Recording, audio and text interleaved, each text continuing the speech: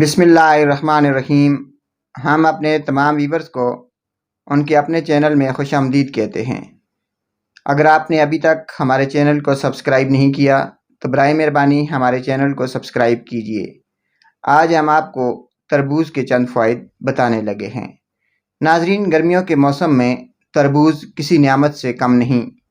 یہ گرمی کی شدت کو کم کرتا ہے اور جسم میں پانی کی کمی کو پورا کرتا ہے۔ تربوز معدے کے السر، آنتوں کی سوزش میں کمی اور معدے کی تمام بیماریوں کے لیے ایک شافی علاج کے طور پر نمایاں کردار ادا کرتا ہے۔ تربوز معدے کی گرمی کا توڑ ہے اور آنتوں کی سوزش کے لیے تربوز کو صبح و نہار منہ کھانے والے انتہائی فائدہ مند اثرات سے مستفید ہوتے ہیں۔